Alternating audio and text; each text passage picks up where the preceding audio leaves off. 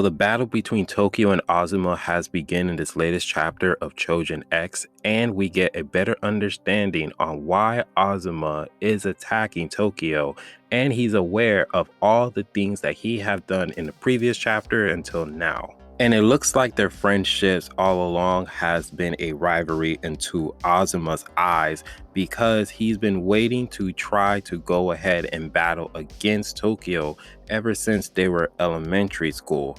And we can see that he took the perfect opportunity to go ahead and attack Tokyo. And we can see throughout the whole dynamic and even through the past chapters that you can see the bit of jealousy of Azuma, and we can see that it kind of manifested until now when he actually got his Choujin powers, because you can just see how Azuma is acting, and he's stating in a sentence, "Why are you always looking down upon me?" And Tokyo's looking confused. And we can just understand the feeling of Azuma, because throughout this whole entire time that they've been friends, it seems like Azuma was jealous of Tokyo because Tokyo seems a bit stronger. Tokyo got his Choujin powers much faster. He was able to activate his Choujin powers. He was able to do all these adventures and everything else, while Azuma fading into the background while his prides keep being diminished while Tokyo's continue to flourish, because that drove Azuma crazy, because hearing all of these stories and seeing how Tokyo's life is, especially when his Choujin powers were activated, Azuma felt that Tokyo was better than him, especially hearing all of the events that happened to Tokyo's life when his Choujin powers were activated, going to the school of Mori, trying to be a superhero, having these fights and these battles and everything for the sake of goodness. That actually pretty much ticked off Azuma, and it seems like Azuma's viewpoint is that, oh, Tokyo, he thinks that he's better than me and he's looking down upon me, and it just gets annoyed, and that we start to see that Azuma starts to get annoyed by Tokyo. And even when Tokyo started asking him for advice and everything, you can see how kind of cold he was. And now, all of a sudden, since his Choujin powers actually is able to activate it, it's give him the perfect opportunity to showcase to Tokyo that, hey, I'm better than you now, and you need to stop looking down upon me. And how I'm going to prove that is, one, whoop your ass and whoop your friend's ass. And he already whooped Tokyo's friend's ass, and so now he's ready. He wants all the smoke with Tokyo. And I have to say that this art style that, you know, the author had created, man, it was 100% beautiful, amazing, man. Even seeing the design of how Tokyo went to his Choujin form, his beast form, was 100% A1, because man, seeing the designs, the panels, the shots, everything was just 100% amazing. Like, the artwork for this chapter was beautiful. But let's begin in the beginning of the chapter while we get a little bit more dialogue and information about this festival. The festival that Ellie was talking about during the chapter that Tokyo got kidnapped by Rita. And we get information about there was this giant war that happened 70 years ago that took over the east of Asia, that it was against Trojans. And during that whole conflict, Trojans were the ones who enforced the war and started this war against innocent people, where a whole bunch of people actually died and lost their life, so that way they can protect their homeland. And this was all started with the cause of the Choujin Queen. And so during this festival, it was more of a memorial service for all the people who pretty much lost their lives against this war. And then we get shifted into the current battle that we see that Azuma is started whooping Tokyo's ass. Like, he's on top of Tokyo, and he's going and he's throwing Tokyo through buildings. And Tokyo, he is just like in shock. He's just like, yo, wait, like, what's going on? While Ozuma just continuously just punching the hell out of Tokyo. And Tokyo, he's just calling Ozuma. He's like, Ozuma, like, bruh. He was like, the drug is finally worked. And he was like, I'm glad. I was afraid that you was being killed. But Ozuma, he ain't hearing all of this. He's just like, nah, bro, we going to throw hands. So he start throwing Tokyo out of the window, and Tokyo is just flying in midair. And then we get a little thought process of Tokyo. He says, that's right. Even if I became a Choujin, of course, you'll be able to become one too. But, and he says, why is this happening? While Ozuma's jump in front of Tokyo, and he kicked him in the middle of the air while Tokyo just crashed through the ground.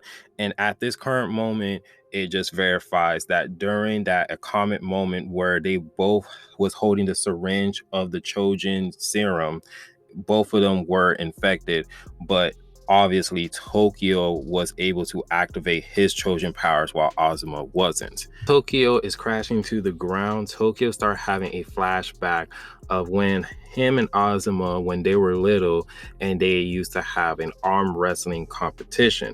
And we see that Ozuma, he was beating people with his arm wrestling skills left and right. And we see that everyone was saying, hey, Tokyo, it's your turn. And Tokyo, he's just like, no, I don't want to do it. He was just like, I can't beat you. He was like, I have no other chance. But everyone was just like, Tokyo, just do it, do it, do it. So Tokyo's like, all right, fine, I will go ahead and try.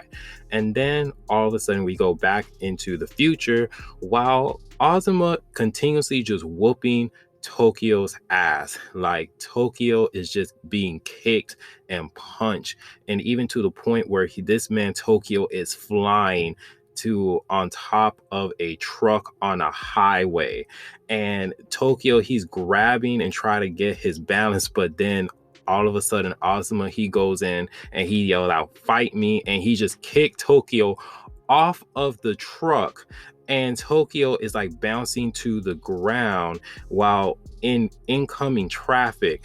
And Tokyo is just like, Ozuma, like, why? Like, bro, like, why are you attacking me? But Ozuma, he is just not responding at all. He's just like, fight me, while he's yelling. And then his head starts to shake. And then all of a sudden, change start coming out of his body. And as the change just comes out of his body, Tokyo is just like, and freaking out. He's just like, bro, can you hear me? Answer me. Like, bro, like, what's going on with you? And Ozuma, he's just responding by saying, answer me. He's just like, you, Tokyo, why are you looking down on me? While we see the change is wrapped around Ozuma's hands and arms, and we see like these kind of like swords or gauntlet things as his hands, and he's like, fight me, as Ozuma goes ahead and he charged towards Tokyo. And Tokyo, he's just looking at Ozuma and he's just afraid and he's just in shock of what he's seeing. And then all of a sudden Ozuma got hit by a car because of course you are in traffic, and Ozuma is pissed because he got hit by a car. And then some van comes in, but Ozuma is just like, you know what, get the hell out of my way. So he tossed the van right across the highway as this guy is just yelling for his life, causing so many crashes and damages. And Tokyo's just like, Ozuma, like, bro, like, what is wrong with you? This is not you. And all of Ozuma is just saying this, fight me, let me prove to you, fight me. And Tokyo, he just had enough because he's just seeing how his friend is just so in loss of the fact that he wants to fight him. He's just like, bro, you're acting like a doofus. He was like, what is wrong with you? This is not it. He was like, please, Ozuma, I'm begging you.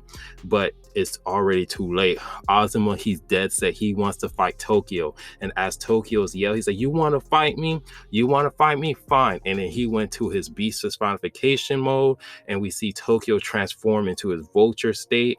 And it was just an awesome transition of seeing Tokyo as he's crying and then in the midst of transforming. Like, it was just 100% awesome. So we go back into the flashback and we see that Tokyo and Ozuma are doing an arm wrestling, and Ozuma has won. But everyone's response to this was just half of the people are just like, of course Ozuma won. Tokyo never stood a chance. But people in the background were just saying that, oh, he held Ozuma in this arm wrestling for a while. Tokyo is kind of stronger than he looks. And he was just like, obviously Ozuma was holding back. And so while that's happening, all this chitter chattering, Ozuma, he starts to see that, wait a minute, did I actually win fair, or did Tokyo was just holding back and Tokyo was playing games around me? And Tokyo, you just see him just saying, I told you I couldn't win. And that kind of shook Ozuma, and that kind of irritated Ozuma. And we see that Ozuma's eyes just staring at Tokyo, while Tokyo is just smiling, saying that, congratulations, Ozuma, you won. Because right now, Ozuma thinks that Tokyo was playing and he wasn't taking this seriously. So now, ever since then, Ozuma just has this grudge and this hatred, and he thinks that, Tokyo was looking down upon him because during that whole course of the arm wrestling, Tokyo was kind of a little bit stronger than him. And he feels like Tokyo was being pitied towards Ozuma.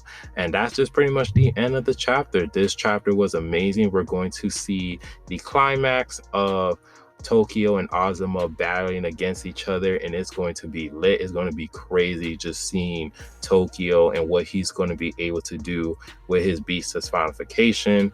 And it's going to be an interesting fight seeing the Vulture Choujin versus against the Moon Beast Choujin with all of these weird abilities that they're going to have. But other than that, let me know down in the comment section how you guys feel about this chapter. What's you guys' favorite moments? And if you guys do like the video, please give it a like, subscribe, and remember, always be decent. This is the Monto Man. I hope you guys have a wonderful day and be safe out there.